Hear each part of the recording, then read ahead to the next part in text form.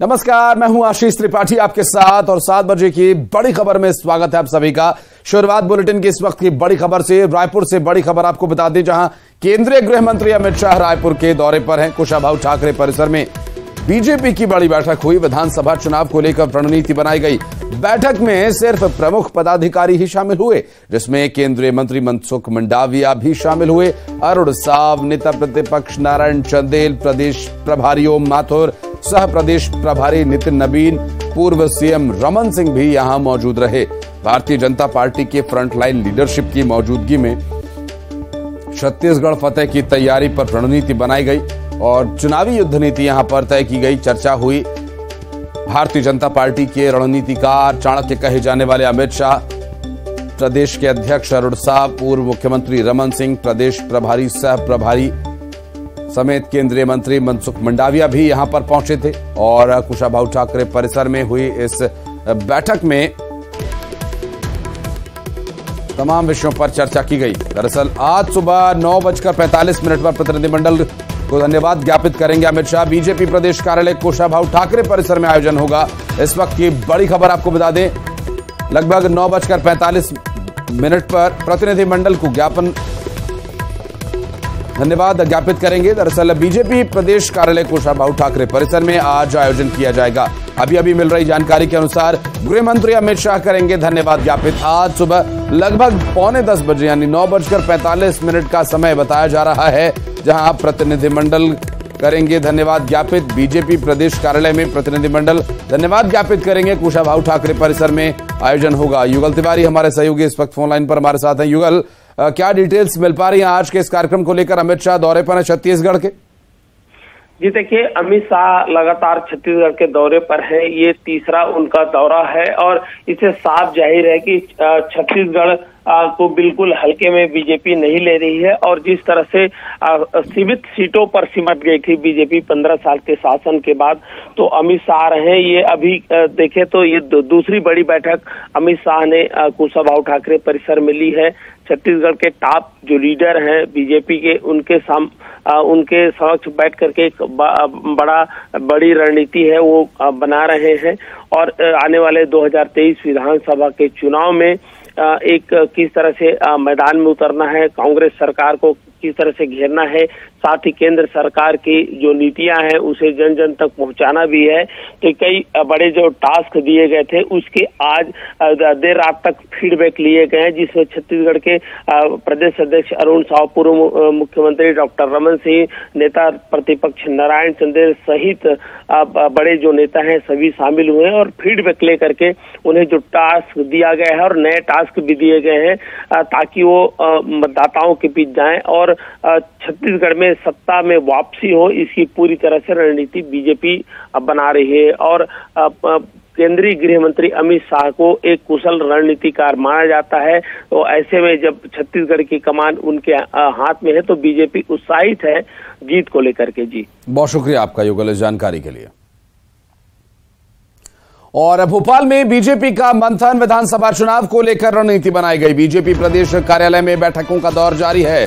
CM Shivraj Singh Chauhan भी यहां मौजूद रहे। दरअसल वीडी शर्मा, हितानंद शर्मा, कैलाश विजयवर्गीय, चुनाव सह प्रभारी अश्विनी वैष्णव भी इस बैठक में शामिल हुए। विधानसभा चुनाव को लेकर प्लान बनाया गया और आगामी विधानसभा चुनाव में किस तरह से एक बार फिर से भारतीय जनता पार्टी सत्ता में लौटे, इसके लिए रणनीति बनाई गई। भोपाल में लगातार बीजेपी की बैठकों का मंथन का दौर जारी है। विधानसभा चुनाव को लेकर रणनीति बनाई गई। बीजेपी प्रदेश कार्यालय में बैठकों का दौर जारी है। सीएम शिवराज सिंह चौहान इस बैठक में पहुंचे थे। प्रदेश अध्यक्ष वीडी शर्मा, हितानंद शर्मा, कैलाश विजयवर्गीय, चुनाव सह प्रभारी अश्विनी वैष्णव भी बैठक में शामिल हुए। और रायपुर से बड़ी खबर, युवाओं के साथ भेंट मुलाकात करेंगे आज सीएम भूपेश बघेल। युवाओं से मुलाकात करेंगे। राजधानी के इंडोर स्टेडियम में यह भेंट मुलाकात कार्यक्रम दोपहर 12 बजे से होगा। युवाओं से मुलाकात करने के लिए पहुंचेंगे सीएम और आज कई और कार्यक्रमों में सीएम को शिरकत करना है। मनेंद्रगढ़ से बड़ी खबर, महिला की हत्या की कोशिश। दरअसल रेलवे क्वार्टर में हत्या का प्रयास किया गया। चाकू से गला रेतने का प्रयास। SECL सेंट्रल अस्पताल में भर्ती कराया गया। महिला की हालत गंभीर बताई जा रही है। महिला को बिलासपुर रेफर किया गया है। और मुंगेली को लोरमी में इन दिनों बागेश्वर सरकार की तर्ज पर एक दिव्य दरबार मिला है, जहां पर छतरपुर के वानेश्वर धाम सरकार ने ये दिव्य दरबार लगाया। यहां भी बड़ी संख्या में भक्त अर्जी लगाने पहुंच रहे हैं। 5 दिन में दिव्य दरबार में अर्जी लगाने पर्ची पर लिखकर अपनी समस्या बता रहे हैं।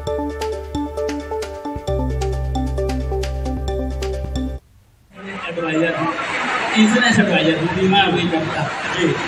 क्या जानना चाहते हैं, क्या अर्जी लेकर आए? मेरा बच्चा अभी पास हुआ है, इसके बारे में चिंतित हूँ, क्या करवाऊँ उसको। और दूसरा मेरा भी व्यवसाय मार्च के बाद अच्छा नहीं चल रहा है जी। और मैं चाहता हूँ, अभी मेरी उम्र 55 साल हो गई, फिर भी सरकारी नौकरी चाहता हूँ। क्या संभव है क्या महाराज जी? मेरी पत्नी का भी स्वास्थ्य थोड़ा खराब है, उसके बारे में चिंतित रहता हूँ। एक बच्चा 10वीं में, चाहता हूँ भी डॉक्टर जी। जय सीताराम सभी को। ये लॉर्ड में दरबार, ये हमारा रायपुर सेज बाहर में दरबार धाम दिव्य दरबार है, जहाँ से लगाया जाता है। ये छत्तीसगढ़ में आपकी लॉर्ड में दरबार अभी लग रहा है, जहाँ पे दैविक दैहिक तथा सभी प्रकार की ताप निवारण, सभी बाधाओं का निवारण होता है बालाजी की। और खबर सूरजपुर से, जहां रामकोला थाना क्षेत्र के बड़वार गांव में एक घर में हनुमान छाप सिक्का की खोज में दर्जनों लोग जमकर उत्पात मचाने लगे। मामले में पुलिस ने 11 आरोपियों को गिरफ्तार किया है। आरोप यह है कि सभी घर के छप्पर पर चढ़कर आंगन में कूद गए, घर वालों के साथ मारपीट की धमकी देते हुए हनुमान छाप सिक्का देने का दबाव बनाया। आरोपी बलरामपुर और वाड्रफ नगर निवासी बताए जा रहे हैं। पुलिस आरोपियों को गिरफ्तार कर आगे की कार्रवाई में जुट गई है। 27 जुलाई से 3 अगस्त तक माओवादियों का शहीदी सप्ताह है और ऐसे में नक्सलियों के शहीदी सप्ताह को देखते हुए बस्तर में सुरक्षा बलों को अलर्ट कर दिया गया है। शहीदी सप्ताह के दौरान नक्सली बड़ी वारदातों को अंजाम देने की फिराक में रहते हैं। अंदरूनी इलाकों में सड़क जाम करके आगजनी की कोशिश करते हैं। बस्तर आईजी ने सभी जिलों में हाई अलर्ट जारी किया है। सुरक्षा बलों को सतर्कता बरतने के साथ ही नक्सलियों की गतिविधियों पर नजर रखने के निर्देश दिए गए हैं। से लेकर अगस्त फर्स्ट वीक तक शहीदी सप्ताह के रूप में विगत वर्षों में उनके कैडर्स का जो नुकसान हुआ उसकी स्मृति में अलग अलग कार्यक्रम आयोजन करना और क्षेत्र में हिंसात्मक गतिविधि को अंजाम देने को उनके एक साजिश रहता है। इसको देखते हुए अंदरूनी सीमावर्ती इलाका में लगातार सुरक्षा बल द्वारा अभियान संचालित की जा रही है। अभी हाल फिलहाल में सुकमा और दंतेवाड़ा। और पेंड्रा से बड़ी खबर, नशे के सौदागरों पर शिकंजा कसा गया। 125 किलो गांजे के साथ आरोपी गिरफ्तार। जब्त गांजे की लगभग अनुमानित कीमत 10 लाख रुपए बताई जा रही है। ओडिशा से गांजा अनूपपुर ले जाए जा रहे थे। दरअसल आरोपियों द्वारा गिरफ्तार आरोपी मध्य प्रदेश का निवासी बताया जा रहा है। एक आरोपी अभी मौके से फरार है, जिसकी तलाश की जा रही है।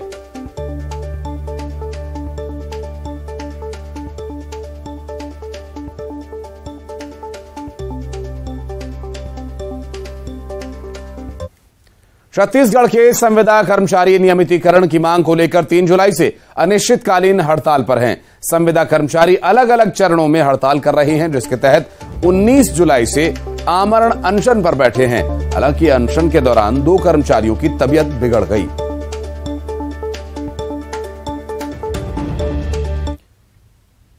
दौर चांद पर कदम रखने का है, लेकिन हालात अब भी वही पुराने। खंडवा से 2 ऐसी तस्वीरें सामने आई जो कई दशक पीछे ले जाती हैं। एक महिला ने कहा कि उसके सपने में नाग देवता आए, वो दर्शन देंगे, उनकी पूजा करनी है। तो फिर सांप की पूजा शुरू हो गई। लेकिन जब वन विभाग ने सांप का रेस्क्यू किया तो उसकी हड्डी टूटी मिली। मुंह पर चिपकाने वाला लिक्विड लगा पाया और दूसरे मामले में महिला अपने गले में सांप लटकाए बैठ गई। वहां भी पूजा पाठ शुरू हो गया। हालांकि दोनों ही मामलों में वन विभाग ने कार्रवाई की। डीएफओ का यह कहना है कि लोगों को समझाइश दी जा रही है कि इस तरह के कृत्य न करें। अगर फिर भी ऐसा किया जाता है तो वन अधिनियम के तहत कार्रवाई होगी।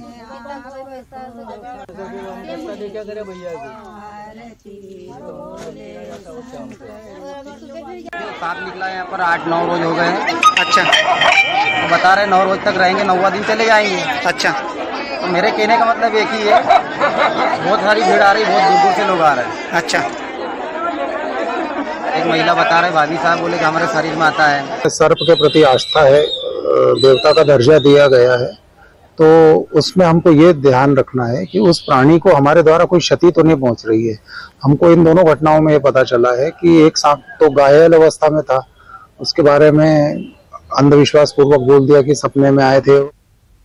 और दुर्ग से बड़ी खबर, मुख्यमंत्री भूपेश बघेल का दुर्ग दौरा होना है। मुख्यमंत्री भूपेश बघेल आज भिलाई जाएंगे। डॉक्टर खूबचंद बघेल जयंती समारोह में शामिल होंगे। कला मंदिर सिविक सेंटर में कार्यक्रम का आयोजन किया जा रहा है।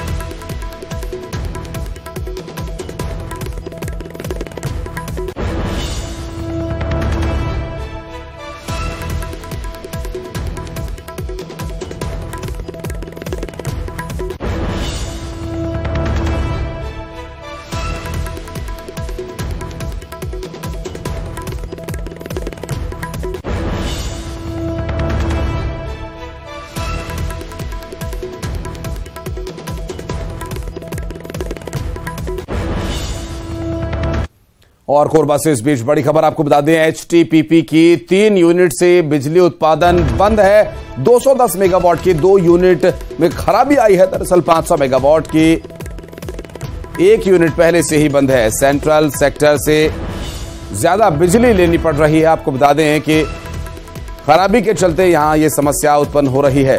एचटीपीपी की 3 यूनिट से बिजली उत्पादन बंद हो चुका है। 210 मेगावाट की 2 यूनिट्स में खराबी आई, जिसकी वजह से 500 मेगावाट की 1 यूनिट जो पहले से बंद थी काम नहीं कर रही है। कुल मिलाकर 3 यूनिट्स अभी बंद चल रही हैं।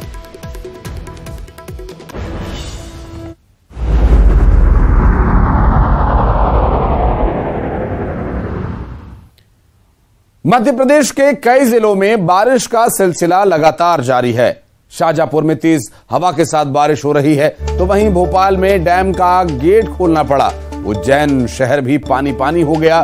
ग्रामीण इलाकों में स्थिति ज्यादा खराब है। नदी नाले तेज बारिश की वजह से इस वक्त तूफान पर हैं। महिलाओं ने उफनाई नदियों की शांति के लिए पूजा अर्चना भी शुरू कर दी है। 6 तस्वीरें इससे जुड़ी हम आपको दिखा रहे हैं, जहां भोपाल, बुरहानपुर, बैतूल, उज्जैन, शाहजहांपुर, खरगोन से ये 6 तस्वीरें।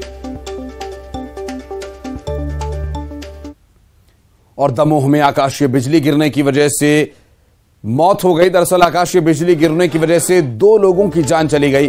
पाली कररी कछार गांव में बिजली गिरने का हादसा हुआ और 6 लोगों को अस्पताल में भर्ती कराया गया था। दरअसल इलाज के दौरान 2 लोगों की यहां मौत हो गई। प्लांटेशन के काम के दौरान 6 लोगों पर बिजली गिरी और बिजली गिरने की वजह से 2 लोगों की जान चली गई। बता दें आपको कि कुछ और लोगों को यहां पर बिजली गिरने की वजह से चोट आई है। और बुरहानपुर में युवकों का रेस्क्यू पूरा हो गया। दरअसल उफनते नाले में फंसे युवकों का ग्रामीणों ने रेस्क्यू किया। लोनी गांव में बारिश से उफनते नाले में फंसे 2 युवक ग्रामीणों ने रस्से के सहारे रेस्क्यू कर बाहर निकाला। बाइक पर सवार होकर पुलिया से गुजर रहे थे युवक और ग्रामीणों ने नाले में फंसे युवकों की मदद करके उन्हें बाहर निकाला। अब बुरहानपुर से सामने आई तस्वीर देखिए। यहां खामनी गांव के पास उफनते नाले को पार करते वक्त ट्रैक्टर ट्रॉली पलट गई। अब गनीमत ये रही कि नाले पर एक कार भी फंसी हुई थी। पानी का तेज बहाव भी था। बावजूद इसके केले से लदा ट्रैक्टर ड्राइवर इसे पार करने की कोशिश करने लगा। खरगोन में बड़ी लापरवाही देखने को मिली, जहां जान जोखिम में डालकर ट्रैक्टर को तेज बहाव से निकाला। पुलिया के ऊपर बह रहे तेज पानी में ट्रैक्टर निकाला गया और जान जोखिम में डालकर उफनती नदी को पार किया गया। दरअसल वेदा नदी के तेज बहाव में ट्रैक्टर को पार किया। प्रशासन की अपील के बावजूद भी लोग लापरवाही बरत रहे हैं, जान जोखिम में डाल रहे हैं। और बैतूल में ताप्ती नदी में एक किसान बह गया। उफनते रपटे को पार करते वक्त यह हादसा हुआ। दरअसल किसान का नाम धर्मराज बर्डे बताया जा रहा है। जानकारी के मुताबिक ताप्ती नदी पर बने चंदौरा डैम में शव की तलाश की जा रही है। मुलताई थाना इलाके के सांडिया गांव के पास यह हादसा हुआ। राजू तो पास कुछ नहीं मांगा था ना।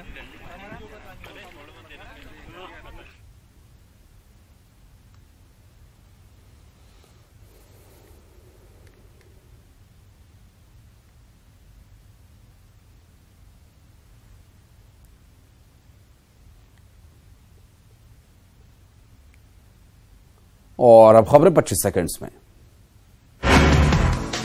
दिल्ली में पीएम मोदी ने 70,000 युवाओं को दी बड़ी सौगात, रोजगार मेले में दिया नियुक्ति पत्र, कहा भारत के लिए अगले 25 साल बेहद अहम।